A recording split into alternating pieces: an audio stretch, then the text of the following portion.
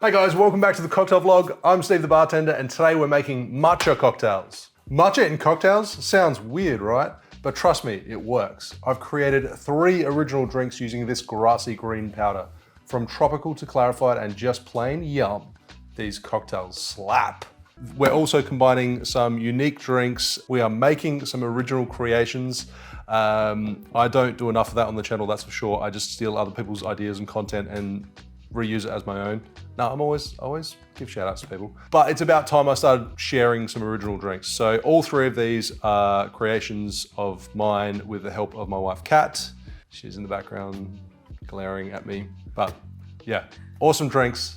If I say so myself, let's make some matcha cocktails. First of all, what is matcha? So green tea is brewed green tea leaves, whilst matcha is a powdered form of green tea. This particular one has been stone ground, it comes from Kyoto and it's organic. The notes that you typically get from matcha are grassy, herbal, and a little bit of bitterness too. So with the ratios I'm using today, I'll be measuring out half a teaspoon to 30 mils of warm water or hot water.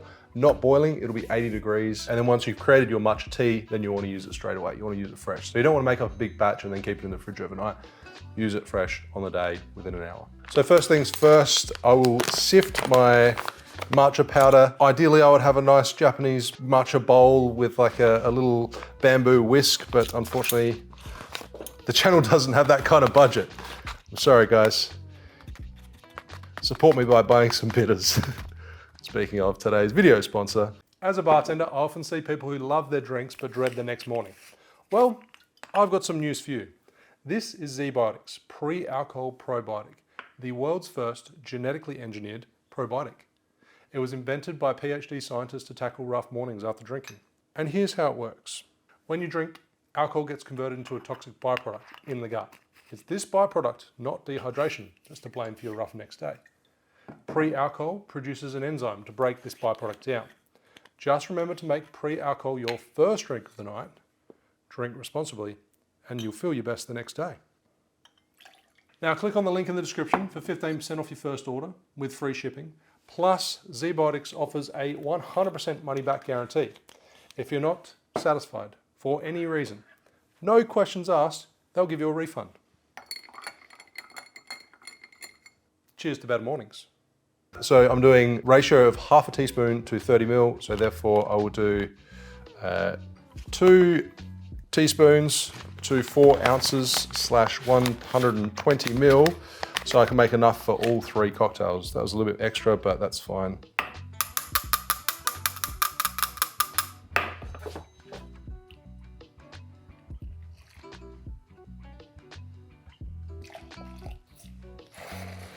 Woozy woozy. Smells grassy, like wheatgrass almost. Set that aside. First cocktail up is a blended drink and it's a twist on a Miami Vice. So if anyone knows that drink, it's a combination between a colada and a strawberry daiquiri poured side by side. So you've got red on one side of the drink and white on the other. Inspired by that, this is the Tokyo Vice. Tokyo, because we're using matcha. So we're gonna start off with a coconut rum. I'm using Kaloa, which is a Hawaiian coconut rum. Still sits at 40% ABV, 40%. So 1.5 ounces, 45 mil. So you're gonna get that toasted coconut note from that, which I think pairs really well with matcha. And then we're playing around with the base ingredient. Originally we started off with like 2 ounces of the coconut rum, but then we wanted to add something else into it. So we're gonna add a little bit of smokiness to pair with that herbal quality of the tea. So we're using mezcal. It's a relatively lighter mezcal. We've got full ounce, 30 mil of mezcal. Then we have our matcha, an ounce, 30 mil. And it's a blended drink, so therefore you can increase the sugar a little bit compared to like a sort of standard kind of sour format. Liber & Co.'s toasted almond orgeat. Oh, really thick, flavorful, and textural. 1 ounce, 30 mil, which is a fair bit of a rich syrup, but when you're adding that much ice into a drink, it's needed. Then we have pseudo lime juice, 3/4 of an ounce, 22.5 ml. If you want to learn how to make your own pseudo juice and increase your yields and your shelf life on your citrus juice, then I'll leave a link up here so you can go check it out. I highly recommend. You don't have to make big batches. You could literally grab 1 lemon or lime and make about 200 ml or 6+ ounces of juice from that one citrus. Super easy. Couple of acids blended together, done. I've also got a pseudo juice calculator, so you can just put the weight of your peel and it will show you all your other ingredients, and then you just blend it and you're good to go. That link will be in the description. Then saline solution, 4 parts water to 1 part Maldon salt. 1, 2, 3, 4, just to make it pop. Nice big scoop of pebble ice. And then secret ingredient for your, that's gonna be out of focus, so hold it back. Your secret ingredient for frozen drinks is xanthan gum. Available in the baking section. It just incorporates the drink really nicely, stops it from separating, provides a nice texture. Do not add too much, it will make your drink slimy. So I'm using 1/8 of a teaspoon. And then blend.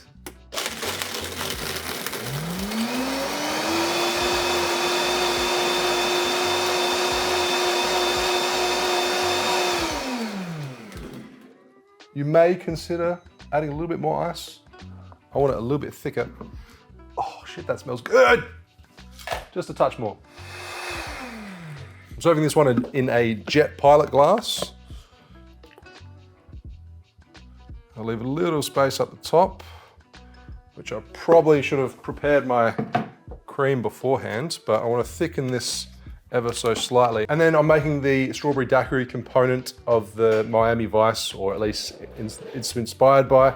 So I'm doing a layer of cream on top that's infused with strawberry syrup by Library & Co. So I need to thicken that cream a little bit. If you don't have one of these, you could shake it, or you could follow my link in the description below, and then I get some money. I will make probably about 10 cents if you buy one of these, but you should do it. Hey, think of the children. I got a family. Okay, Kat wants full incorporation. That's all the cream we got. Kat wants full incorporation, so we're gonna sweeten the cream. We're gonna sweeten the cream by very accurately measuring it and fully incorporating it. It's a very light pink, Kat. Is that acceptable? Or more color, more sweetness. It's not the color that you envisioned, but that's fine. I'm gonna float the cream on top of the drink. I should have put the straw in first. What was I thinking? I was not thinking. Ooh, that cream is delicious. Okay, we admit it's not the prettiest looking drink. Now, ideally, it would have been better if the cream was like a really dark red. Could possibly do that by stirring like fresh strawberries, muddled strawberries through the cream, through the thickened cream. And then that will give that more of a Miami Vice kind of feel to it, but that doesn't really matter. It's more about the taste, I think. If you wanted to garnish, you could garnish this with pineapple fronds, probably the most suitable, I think. You've got coconut, it's kind of tropical-esque, tiki maybe. If you do incorporate strawberries into it, then a strawberry fan. I don't think it'll look that great, but Kat would like it. Yeah, there you have the Tokyo Vice. Serve it with a Surfside Sips. Use the coupon code STB20 at surfsidesips.com for 20% off site-wide.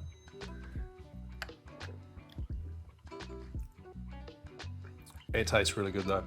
It's yum. It's a nice variation. I don't drink a lot of frozen cocktails, but the texture and the consistency is really good. Partly from the toasted coconut syrup as well as the xanthan gum. You got a lot of flavors going on. It's quite harmonious. Is that the word I'm looking for? It's all the flavors. There's nothing that really stands out. It's balanced, is what I'm trying to say. Nice and limey, zesty. I must admit, the matcha, it's there, but it's subtle. Let's make the next one. Next cocktail is the Matcha Mon. It consists of Jamaican rum, and then you've got matcha. So combining Jamaica and Japan together in one cocktail. So we're gonna start off with, I'm reading the recipe already, Plantation Yamaka, which is a pot stilled Jamaican rum, a bit funky. Shaken, 2 ounces, 60 ml. Follow that with matcha tea, 1.5 ounces, 45 ml. And then 1/2 ounce, 15 ml of pineapple juice. I'm using an organic pineapple juice. It is still reconstituted, so you can use fresh if you like, completely up to you. Then we have Liber & Co.'s pineapple syrup. Really amplify that pineapple juice, that tropical flavor. 3/4 ounce, 22.5 ml, and then 3/4 ounce, 22.5 ml of fresh lime juice. And the first time we tried this recipe, it was pretty much just that, and then it just needed a little bit of oomph. It needed something. Pineapple and green chartreuse goes very, very well together. So we added a teaspoon of green chartreuse, give it that nice herbal quality, pair with the sweet and kind of tart pineapple juice, and then a little bit of saline too. So 4 drops, 1, 2, 3, 4. And this one is served in a highball glass over pebble ice, so I'm gonna whip shake it. Pebble ice, and a relatively brief shake, just to incorporate the ingredients.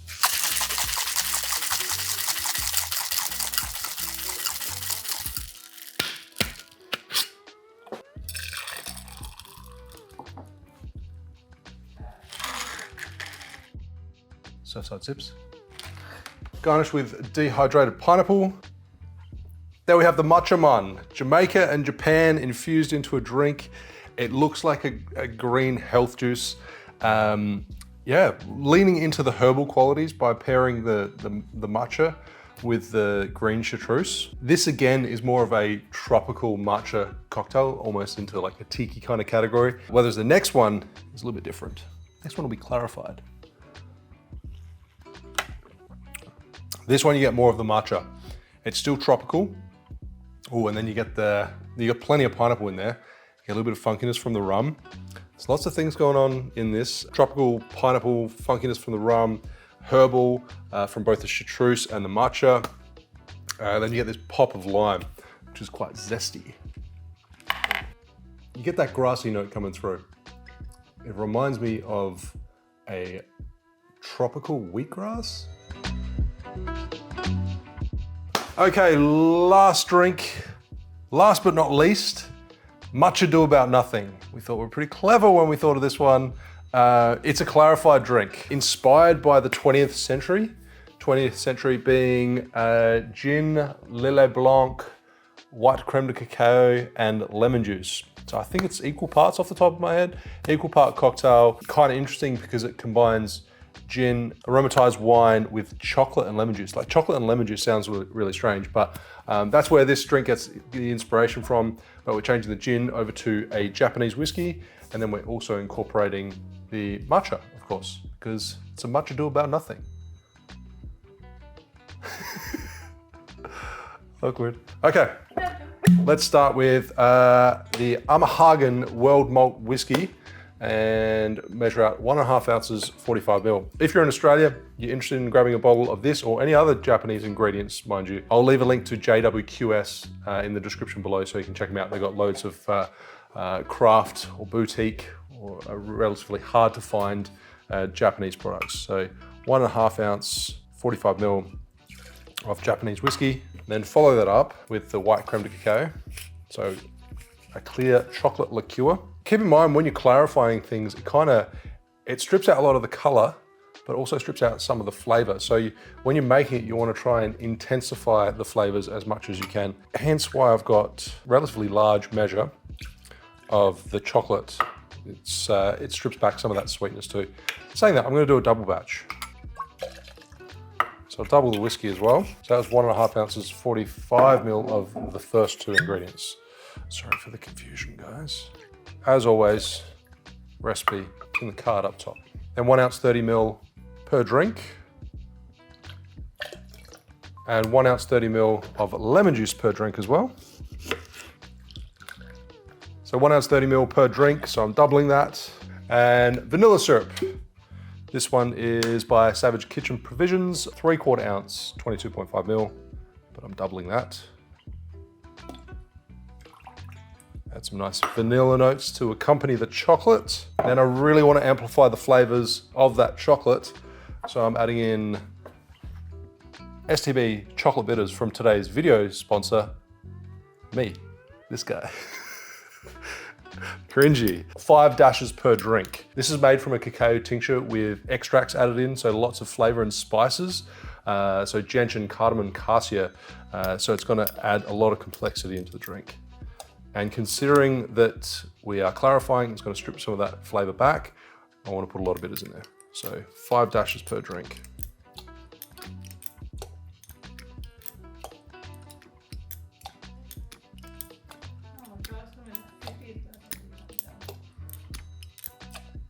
Oh, it smells so good. Now, next part of the process is you want to add the cocktail to the milk and not the other way around. It works a little bit better this way, and I think you get a better yield. But essentially what happens is you're adding an acidic drink into the milk, which makes it curdle. It doesn't have to be full fat milk, but the higher the fat content, then the quicker it curdles. You can do it with other ingredients as well, but whole milk is basically how it was done 200 years ago.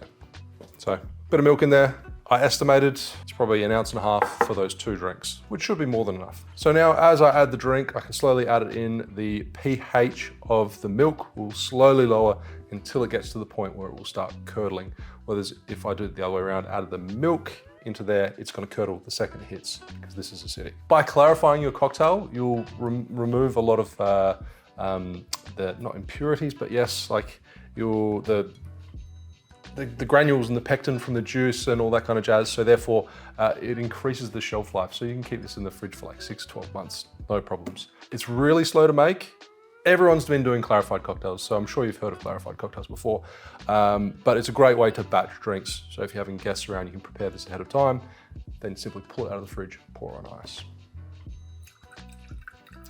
See, it's not, now it's curdling.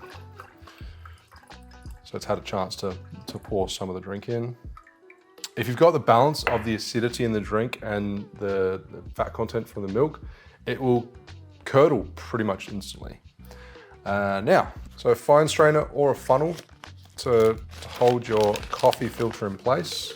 You can also use cheesecloth. Cheesecloth will work well. I've just always done it with a coffee filter. If you want to make a bigger batch, it's probably going to be easier if you use cheesecloth rather than a coffee filter of this size. Obviously you can get big ones, but so I want to transfer it into the coffee filter. The first part of the drink will come through a little bit cloudy or milky.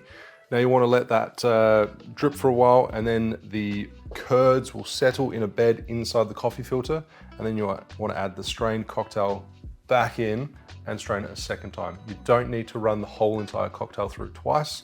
It's mainly that starting bit. So collect a little bit. It's going to be cloudy, then pour it back in. Okay, so now I have collected a little bit. It's still a little bit cloudy. I would recommend waiting longer than this, but for the sake of the video, just to show you how it is, how it's done. So transfer it back over there. Oh, the chocolate on the nose smells so good. And as this lowers, top it up. But you want to be cautious. You don't want to disturb the bed of curds that are sitting in the bottom that are acting as the filter. So the best way to do it is use your spoon onto the top of the liquid and then just pour it into the spoon to gently pour it on top rather than disturbing the bed of curds at the bottom. If you want to, you could let it strain in the fridge if you have the space. I don't usually do that because I don't have the space. I don't have the vertical height. I think it's perfectly fine.